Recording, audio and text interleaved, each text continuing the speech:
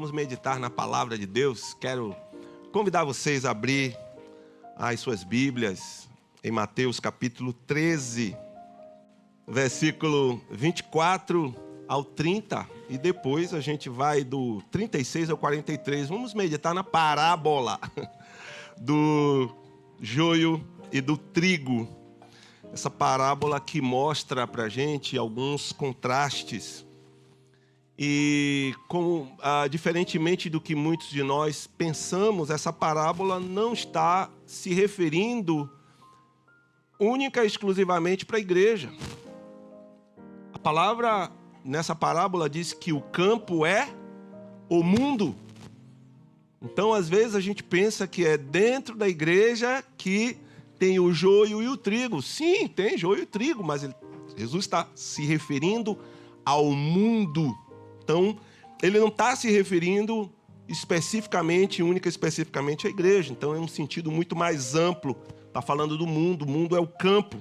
Então, ele vai abordar o reino de Deus de uma forma escatológica, ou seja, falando das últimas coisas, dos últimos acontecimentos, chamado também de consumação do século. Amém? Então, vamos ler Mateus 13, 24, que diz assim: outra parábola lhes propôs, dizendo: o reino dos céus é semelhante a um homem que semeou boa semente no seu campo. Mas, enquanto os homens dormiam, veio o inimigo dele, semeou o joio no meio do trigo e retirou-se. E quando a erva cresceu e produziu fruto, apareceu também o joio. Então, vindo os servos do dono da casa, lhe disseram: Senhor, não semeaste boa semente no teu campo? De onde vem, pois, o joio? Ele, porém, lhes respondeu: um inimigo fez isso. Mas os servos lhe perguntaram: queres que vamos e arranquemos o joio? Não, replicou ele, para que ao separar o joio não arranqueis também com ele o trigo. Deixai-os crescer juntos até a colheita, e no tempo da colheita direi aos ceifeiros: ajuntai primeiro o joio, atai-o em feixes para ser queimado, mas o trigo recolhei-o no meu celeiro. No verso 36, então, despedindo as multidões, foi Jesus para casa. E chegando-se a ele, os seus discípulos disseram: explica-nos a parábola do joio do campo. E ele respondeu: o que semeia a boa semente é o Filho do Homem. O campo é o mundo. A boa semente são os filhos do reino. O joio são os filhos do maligno. O inimigo que o semeou é o diabo. A ceifa é a consumação do século, e os ceifeiros são os anjos. Pois assim como o joio é colhido e lançado ao fogo, assim será na consumação do século. Mandará o Filho do Homem os seus anjos, que ajuntarão do seu reino todos os escândalos e os que praticam a iniquidade, e os lançarão na fornalha acesa. Ali haverá choro e ranger de dentes. Então os justos resplandecerão como o sol no reino de seu Pai. Quem tem ouvidos para ouvir, ouça. Amém? Obrigado, Senhor, pela Tua palavra. Oramos para que o Senhor traga capacidade, sabedoria, entendimento ao nosso coração para ministrar, para entender, para ouvir, para guardar e para praticar aquilo que a Tua palavra nos traz, Senhor. Oramos Te louvando por Tua bondade, por Tua misericórdia, por Tua graça nessa noite. Em nome do Senhor Jesus Cristo. Amém. Amém? Glória ao nome do Senhor. Foi isso aí? Já foi, né? Foi o inimigo que semeou? Será? Não, acho que não. Essa parábola traz dois aspectos, vários conjuntos, vamos dizer assim, de aspectos antagônicos, contrastantes. E o primeiro deles que a gente vê é que existem dois semeadores, dois tipos de semeadores. Jesus é um semeador que semeia os filhos do reino. Jesus semeia os filhos do reino no mundo. E os filhos do reino são aqueles que verdadeiramente seguem ao Rei. Amém? Seguem ao Rei Jesus Cristo. E são semelhantes a Ele. Têm a sua peculiaridade, têm características parecidas com o Rei, com Cristo. Então Cristo semeia no mundo os filhos do reino de Deus. Mas a palavra aqui, Jesus contando essa parábola, diz que o inimigo, o diabo, ele semeia os filhos do maligno. Cada um vai reproduzir segundo a sua espécie. Então Jesus vai semear os filhos do reino. O inimigo vai semear os filhos do maligno. E a gente sabe que o inimigo, Satanás, ele sempre tem uma imitação para tudo aquilo que Deus faz. Tudo aquilo que Deus faz de bom, tudo aquilo que Deus faz de perfeito, Satanás vai querer sempre ter uma imitação para cada realidade divina. É igual a Janes e Jambres, aqueles dois magos ali do faraó, que quando Moisés fazia um sinal, eles iam lá e faziam igual. Moisés fazia um sinal, eles iam lá fazendo igual. Mas chega um momento que eles dizem, isso aí não dá para a gente repetir. Porque aí já é o dedo de Deus. Então a gente vai perceber que no mundo, o inimigo semeia filhos também, mas filhos que se parecem, que falam e que até mesmo certo ponto vivem como se fossem discípulos de Jesus, mas não são verdadeiros seguidores do Rei. Nós vamos ver pessoas com características boas, estando dentro ou fora de qualquer igreja, com características de filho do Rei. Mas muitas vezes, quando você vai olhar lá no fundo, você vai perceber lá no fundo, no âmago, essas pessoas não são filhas do Rei, não são sementes semeadas por Jesus Cristo. E uma coisa importante também da gente perceber nesse texto, é que aqui não existe meio termo. Não tem meio filho do reino, não tem meio filho do maligno. Ou é filho do maligno, ou é filho do Rei. Não existe meio termo nesse ponto. Então, Jesus jamais irá semear filhos do maligno. E nem o maligno vai semear filhos do Rei. Jamais. E a gente precisa entender isso e perceber que o mundo está cheio desses dois tipos de filhos. E é importante a gente fazer um autoexame, olhar para nós e percebermos que tipo de filho nós temos sido, que tipo de filho nós somos. Claro, se eu perguntar aqui, todo mundo vai querer ser filho do Rei, né? Mas, né? Não é a sua boquinha que vai dizer se você é filho do Rei. Vai ser a sua vida, a sua atitude, né? O negócio está pegando aqui. Então, é muito importante a gente entender. E eu pergunto, se você já conviveu com alguém que era tão maligno, que acabou semeando alguma coisa de ruim no seu coração. Alguma coisa maligna na sua vida. Alguém que, por ser filho do maligno, talvez até tendo uma aparência de filho do Rei, mas semeou algo maligno na sua vida. Deixou com que algumas das suas características malignas ferissem o teu coração, ferissem a tua vida, mexessem com você, semeando algo de ruim na sua vida. E isso também é importante a gente pensar, porque também precisamos olhar para nós e perceber o que é que nós temos semeado. E essa é outra pergunta que eu faço para você, o que você tem semeado? Que tipo de semente tem sido você? Onde você coloca os seus pés, onde você pisa os seus pés, o que é que você tem semeado? Que tipo de semente você tem lançado para as pessoas que estão ao seu redor? Se você foi semeado por Cristo, se você é um filho do reino, se você foi colocado nesse mundo como um filho do Rei, como um filho do reino, você também precisa semear a semente do reino de Deus. Porque nós iremos colher ótimos frutos quando lançamos boas sementes nesse mundo. Louvado seja o nome do Senhor. Mesmo que o mundo continue andando para um lado, mesmo que o mundo, mesmo que as pessoas continuem caminhando para um lado oposto ao reino de Deus, continue semeando a semente do reino. Continue, persevere, insista. Não desista de ser uma boa semente. Não desista de ser uma boa semente, mesmo que no meio de vocês só exista joio. Não desista de ser trigo, mesmo que você esteja rodeado de joio.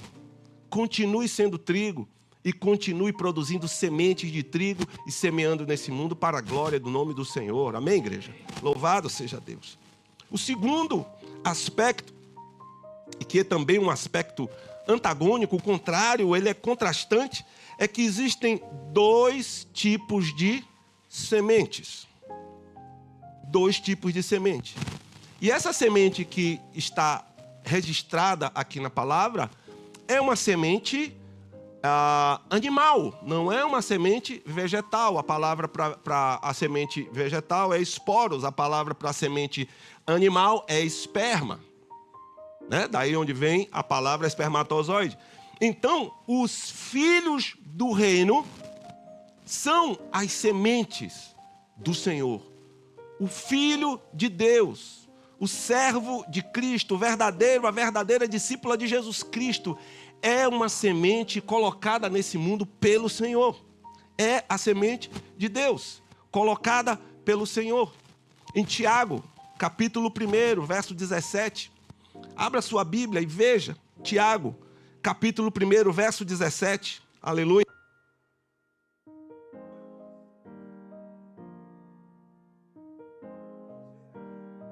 Que está escrito: toda boa dádiva e todo dom perfeito são lá do alto, descendo do Pai das luzes, em quem não pode existir variação ou sombra de mudança.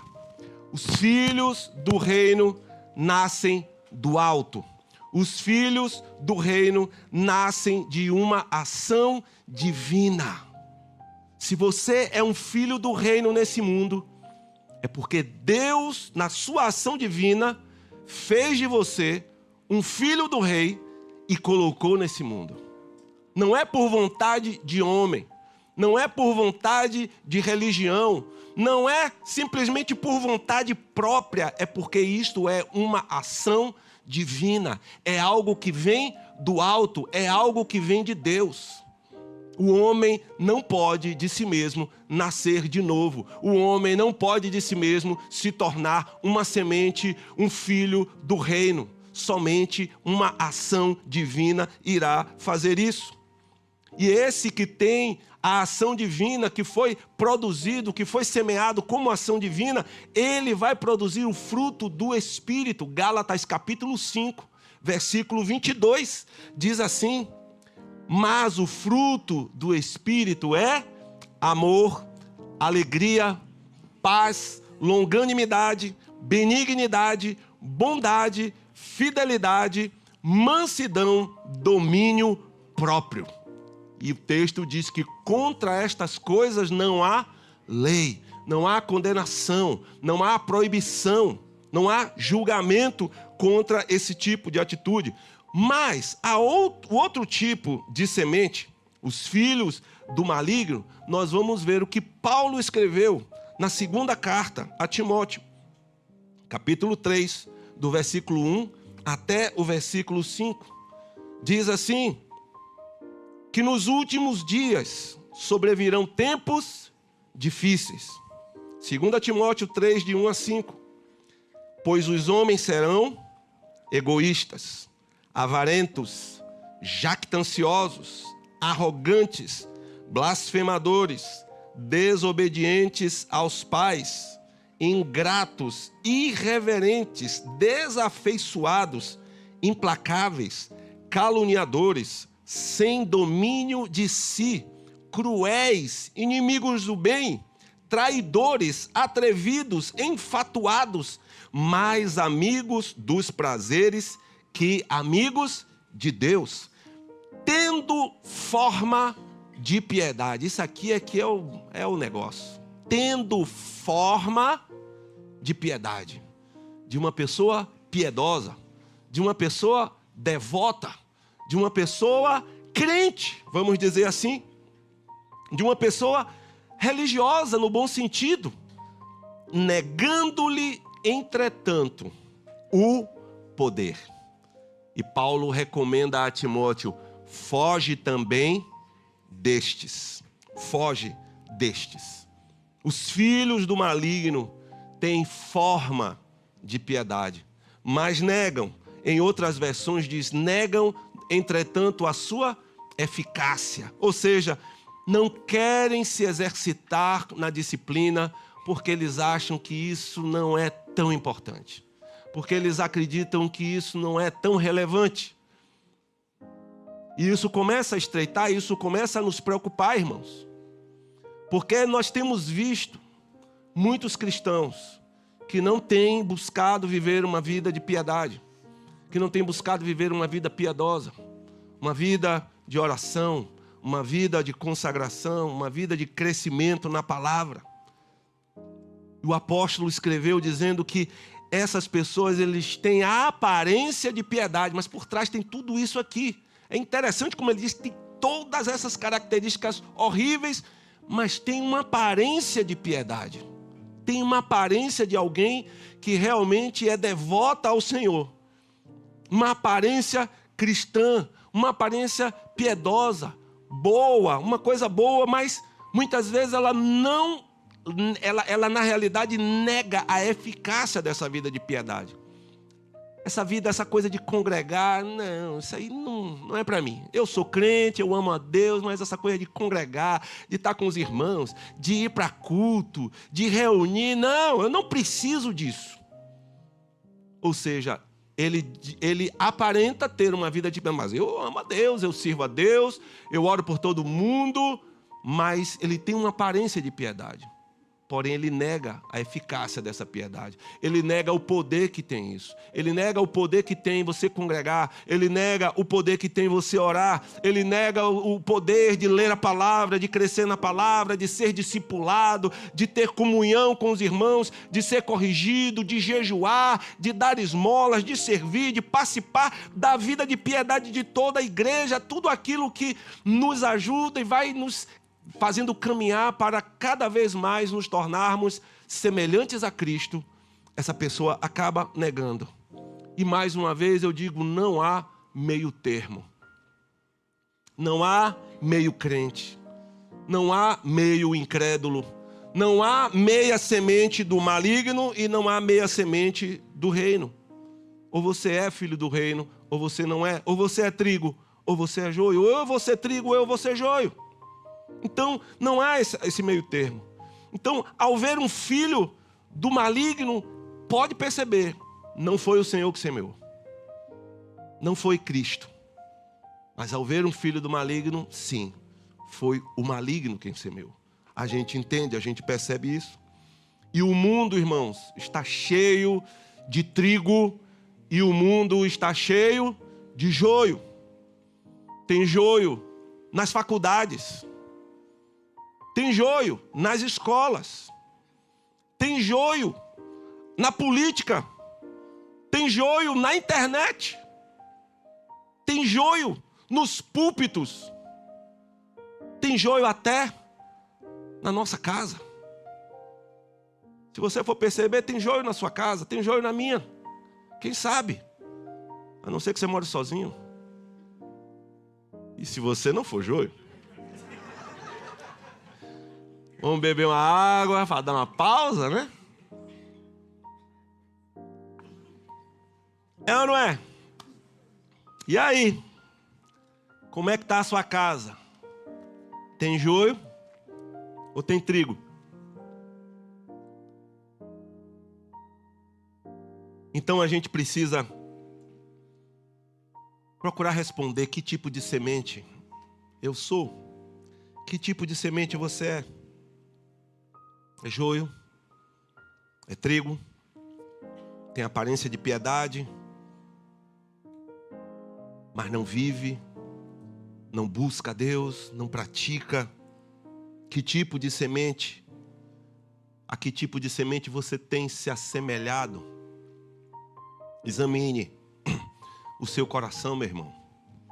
E seja trigo para a glória de Deus. Seja trigo. Seja um homem de Deus, uma mulher de Deus, para a glória do nome do Senhor. E no último e terceiro aspecto que a gente vê esse contraste, esse antagonismo, é que existem dois destinos também diferentes.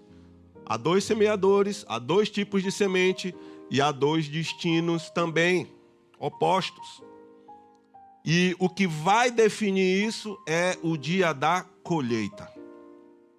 É o dia da colheita. É o dia da consumação do século, mais conhecido também como o dia do Senhor, mais conhecido como o dia da vingança do nosso Deus, mais conhecido também como a segunda vinda de Cristo. O dia do julgamento. A colheita. Porque essa aqui é uma parábola escatológica, ela está falando das últimas coisas. E olha, meus amados, nós precisamos entender algo. Quanto mais perto nós chegamos do dia da colheita, mais se torna perceptível distinguir quem é joio e quem é trigo. Você vai ver isso na parábola. Que só foi possível perceber quem era, que ali tinha joio, depois que o trigo cresceu, depois que ambas cresceram e começaram a frutificar. E aí foi perceptível. Os servos disseram, o senhor não semeou boa semente nesse campo? E como é que está cheio de joio aqui? Quem lançou essa erva daninha aqui? E o dono do campo na parábola já sabia muito bem, foi um inimigo. O inimigo fez isso. E isso acontecia realmente. Quando uma pessoa, que era vizinho e tinha rixa naquela época e tinha algum problema, ele se aproveitava desse momento, em que era o dia de semear, e ele deixava o sujeito ir dormir para ele ir lá de madrugada aí, se vingar daquele dono do campo. Chegava lá e jogava um monte de semente que não prestava. E aí dava problema na hora da colheita, quando eles viam, já era, não tinha como você arrancar. Porque a raiz do trigo, ela é mais frágil do que a raiz do joio. Então, quando você pega o joio e puxa, se o trigo estiver junto, você danifica o trigo. E aí você não tem outra solução a não ser esperar crescer, arrancar tudo e depois separar. E dar o destino para o trigo e dar o destino para o joio. Então, quanto mais perto nós chegamos da colheita, mais dá para perceber o trigo, quem é trigo e quem é joio. Agora, enquanto a igreja não cresce, enquanto a igreja não amadurece, enquanto a igreja não frutifica, não dá para perceber direito quem é joio, quem é trigo. Quando você não percebe o crescimento da igreja, quando você vê uma igreja que cada vez mais se assemelha ao mundo, você fica sem saber, meu Deus, o que é isso? Tem muita gente que está perdida, sem saber. Tem muita gente que está por aí, pela internet, pelos púlpitos das igrejas, procurando essas pessoas nesses púlpitos, na internet, nos locais, e elas muitas vezes não sabem mais discernir quem é trigo, quem é joio, quem está falando o que é de Deus, quem não está. Nós precisamos amadurecer, meus amados, crescermos para que a gente possa discernir estas coisas. Foi por isso que a palavra de Deus diz, o apóstolo Paulo escreveu em Efésios capítulo 4, verso 11, Deus pôs na igreja, Deus deu dons à igreja.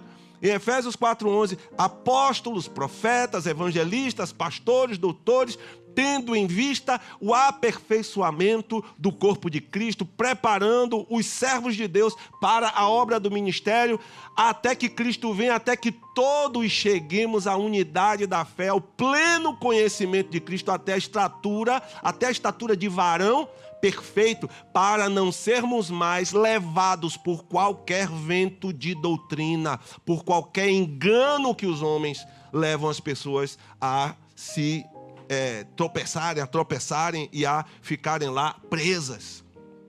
A palavra é muito clara. Então, se você não cresce, se você não busca crescer, se você não se dedica para frutificar, para crescer, para ser um instrumento de Deus nessa geração, você acaba trazendo mais confusão para a sua própria vida e para os outros. O joio só apareceu quando o trigo cresceu e produziu fruto. E aí Jesus disse que no dia da colheita, Ele vai enviar os anjos para colher essas pessoas, os anjos para levar aqueles que são trigo e separar e colocar no celeiro do Pai. Mas aqueles que são joios serão lançados na fornalha de fogo ardente. Ainda é fornalha e ainda é de fogo e ainda é ardente.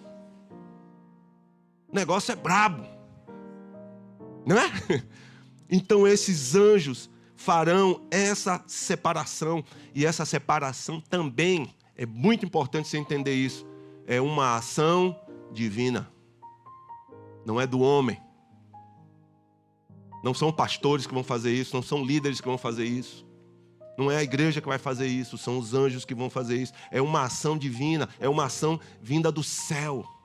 Essa separação, porque só eles sabem claramente, precisamente. Alguns a gente dá uma olhada, diz assim, pelo fruto a gente conhece a árvore, mas nem todo mundo a gente conhece. Por isso que Paulo diz que tinha aparência de piedade, é mais difícil. Mas para os anjos do Senhor eles vão saber, porque na testa de cada um, na testa espiritual, vamos dizer assim, para depois você não pensar que cada crente está com um negócio na testa aí, né? Sai por aí falando essas doideiras.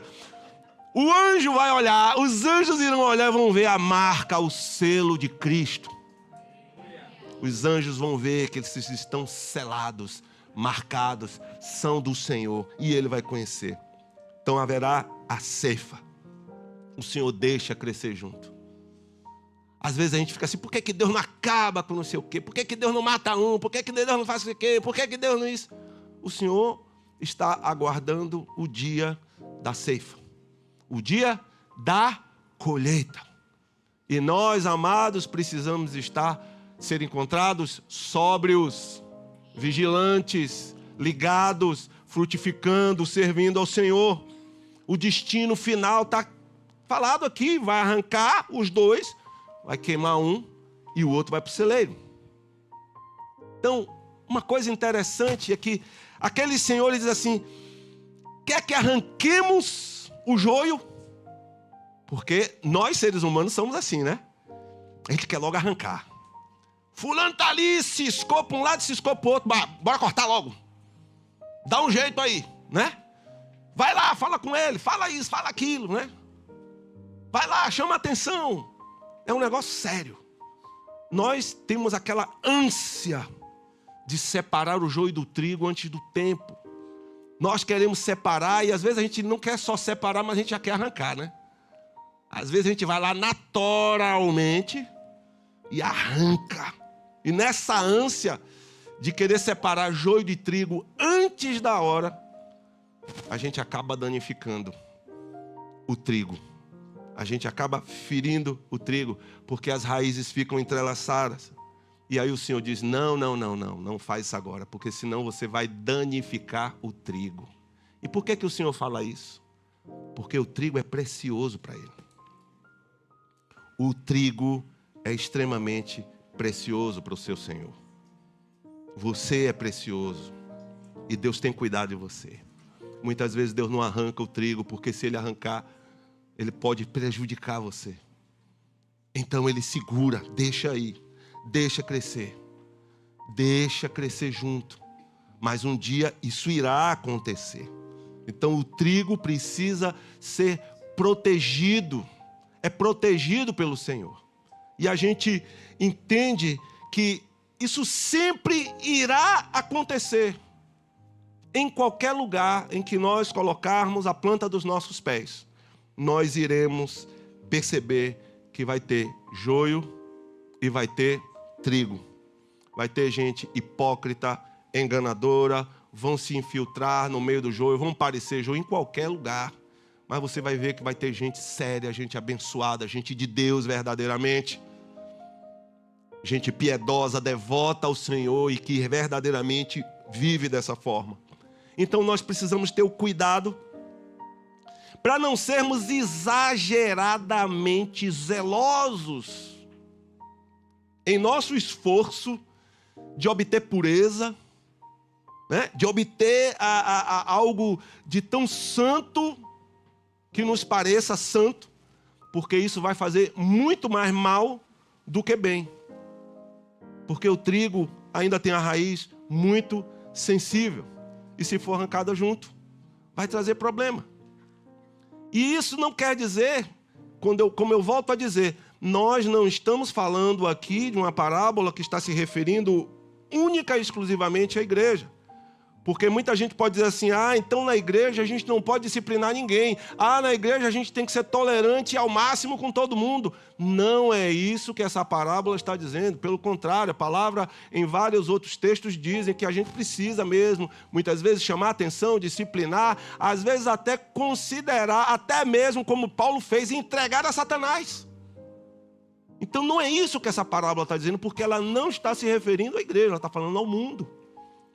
Em um certo momento, a igreja, mais especificamente a igreja católica, ela tentou arrancar o joio. Ela tentou fazer uma separação do joio antes do tempo, como se estivessem autorizados a fazer isso. O que foi que aconteceu? Muita gente inocente morrendo, muita gente acusada de bruxaria, muita gente acusada de heresia, disso e daquilo. E a igreja tinha aquele poder absoluto em que matava quem queria, prendia quem queria, fazia o que queria, e isso não trouxe coisas boas para a nossa sociedade. Não trouxe nada de bom. Tentaram fazer essa limpa. No mundo, inclusive. Converter pessoas na tora. Converter pessoas à força. Converter as pessoas a um evangelho, batizar as pessoas sem o consentimento das pessoas, batizar as pessoas, levar as pessoas a se tornarem cristãs sem verdadeiramente haver uma conversão no coração. Isso foi uma ação humana querendo transformar joio em trigo. E muitas vezes querendo arrancar o joio do meio do trigo, se é que tinha trigo ali. Então, no mundo natural, a gente entende, a gente sabe que joio jamais, nunca, jamais poderá se tornar trigo. E nem trigo, no mundo natural, se tornar joio. Mas, de um modo sobrenatural, a gente sabe que joio pode ser transformado em trigo. A gente sabe que Deus pode fazer alguém nascer de novo, nascer uma nova criatura. A gente sabe, o mundo está cheio de joio, e o Senhor nos colocou nesse mundo justamente para que a gente possa resplandecer a glória dele e que sejamos canais de Deus para a pregação do evangelho, para que muita gente que é joio seja sobrenaturalmente transformada em trigo pelo poder da pregação da palavra de Deus. Porque não me envergonho do evangelho de Cristo, porque é o poder de Deus e salvação de todo aquele que crê, tanto do judeu como também do grego, disse o apóstolo Paulo. O evangelho, ele tem esse poder. Amém? 2 semeadores, 2 sementes, 2 destinos finais nós vemos aqui. Em qual deles você está? Em qual deles você se encaixa? Em qual deles você deseja estar, meu querido, minha querida? Qual é a tua escolha? Qual é a tua posição? Tem aqueles que parecem com trigo, mas não frutificam como trigo.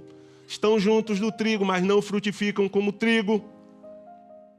Estão juntos do trigo, mas não agem como trigo. Seus interesses, seus planos, seus projetos são de joio, não são de trigo. Agora, para aqueles que têm frutificado, crescido no Senhor, louvado seja o nome do Senhor. A palavra diz que você será recolhido para o celeiro do Senhor. você será recolhido para a glória do Pai. E aquele que dá fruto, a palavra de Deus é clara, diz que aquele que dá fruto o Senhor limpa para que dê mais fruto. E por isso eu quero deixar aqui para você um encorajamento. Continue sendo trigo nesse mundo. Continue semeando nesse mundo, porque aquele que há de vir virá e não tardará. Deus deseja transformar muito joio em trigo. Agora vigia, porque o maligno está doidinho para transformar você que é trigo em joio. Vigia e se coloca diante do Senhor, firme, forte, buscando a Deus, vivendo uma vida devocional, vivendo uma vida de piedade, sendo cheio do Espírito, clamando junto com a igreja e pregando o Evangelho de Cristo para a glória de Deus. Essa é a vontade de Deus para os seus filhos.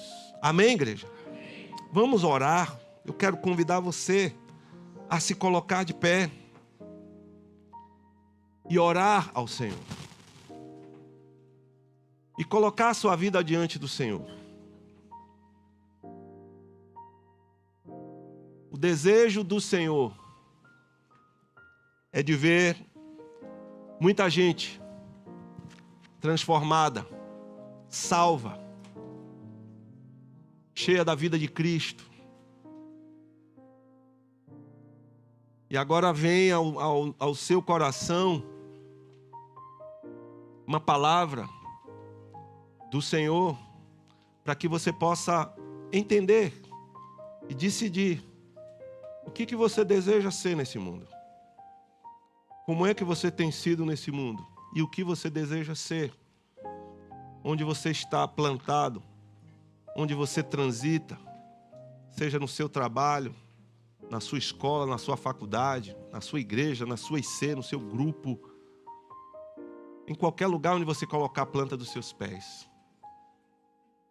Se Deus te plantou ali, se Cristo te plantou ali, Ele plantou ali você para ser trigo, não para ser joio. Mas se você age como joio, cuidado, meu amado. Porque assim como Jesus tem o poder de transformar joio em trigo, o maligno tem poder de transformar trigo em joio.